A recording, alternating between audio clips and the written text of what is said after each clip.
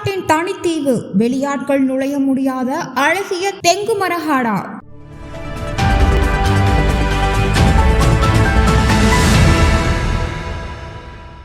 நீலகிரி மாவட்டத்தில் உள்ள ஒரே சமவெளி பகுதி என்றால் அது தெங்குமரஹாடா கிராமம்தான். தமிழ்நாட்டின் வனப்பகுதியில் ஒரு தனித்தீவாக இந்த கிராமம் இருக்கிறது. கிராமத்திற்கு செல்ல எந்த பக்கம் வந்தாலும் ஆற்றை கடந்துதான் வர வேண்டும். அற்புதமான மலை அடிவார கிராமத்திற்கு வெளியாட்கள் போகவே முடியாது. நீலகிரி மாவட்டத்தை சார்ந்த தெங்குமரஹாடா கிராமத்திற்கு செல்ல நீலகிரி, கோவை, ஈரோடு மாவட்டங்களை கடந்து செல்ல வேண்டிய நிலை உள்ளது. இந்த கிராமத்திற்கு செல்ல வேண்டும் என்றால் மேட்டுப்பாளையத்தில் இருந்து சத்தியமங்கலம் வழியாக பவானிசாகர் சென்று அங்கிருந்து சுமார் 25 கிலோமீட்டர் அடர்ந்த வனப்பகுதி வழியாக தெங்குமரஹாடா கிராமத்திற்கு செல்லலாம். இந்த கிராமத்திற்கு செல்ல கோத்தகிரி, மேட்டுப்பாளையத்தில் இருந்து தினமும் காலை மாலை என 2 அரசு பேருந்துகள் இயங்குகின்றன. ஆனால் அடர்ந்த வனத்துக்குள் பயணிக்கும் இந்த பேருந்துகள் தெங்குமரஹாடா கிராமத்திற்குள் நுழைய முடியாது. ஆற்றின் முன்பாக இறக்கிவிட்டு விடுவார்கள். இங்கு எப்போதுமே தண்ணீர் பாய்ந்தோடும் மாயாறு குறுக்கிடுகிறது. ஆற்றில் தண்ணீர் வரத்து குறைவாக இருந்தால் மட்டுமே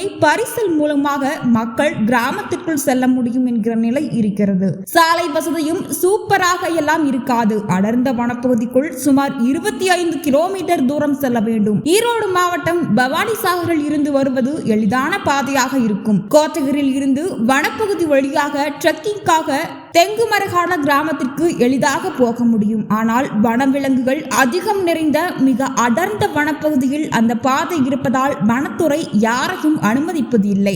தெங்குமரஹாடா கிராமத்திற்கு செல்லும் வழியில் உள்ள மாயாறு மிக ஆபத்தான நீர்நிலையாகும். இங்கு ஏராளமான முதலைகள் வசிக்கின்றன. அதே போல தெங்குமரஹாடா கிராமத்தை சுற்றிதான் யானை, புலி, சிறுத்தை உள்பட பல்வேறு உயிரினங்கள் வாழ்கின்றன. கடந்த 2022ஆம் ஆண்டு கணக்கெடுப்பின் தெங்குமரஹாடா கிராமத்தை சுற்றிலும் 33 புலிகள் இருப்பதாக வனத்துறையினர் கண்டறிந்திருக்கிறார்கள். தெங்குமரஹாடா கிராமம் சுதந்திரம் அடையும் முன்பே உருவான பகுதியாகும். அதே நேரம் 1952 தான் தெங்குமரஹாடா அதிகாரப்பூர்வமாக உருவானது.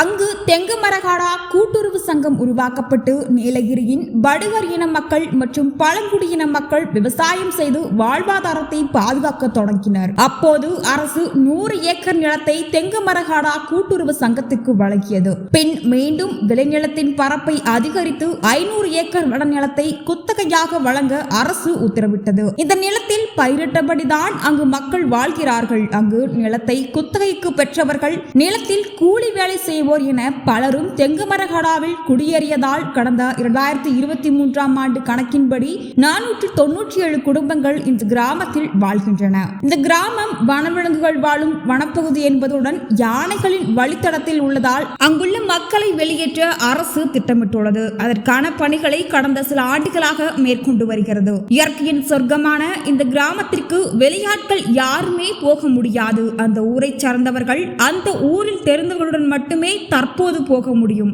அதே போல தெங்குமரஹாடா கிராமம் சுற்றுலா தலம் அல்ல. அந்த கிராமத்திற்கு வெளியூர் மக்களை வர அனுமதித்தால் வன விலங்குகளுக்கு அச்சுறுத்தல் என்பதை தாண்டி இயற்கை அழிக்கப்படும் அபாயம் உள்ளதால் வனத்துறை அனுமதிப்பது இல்லை.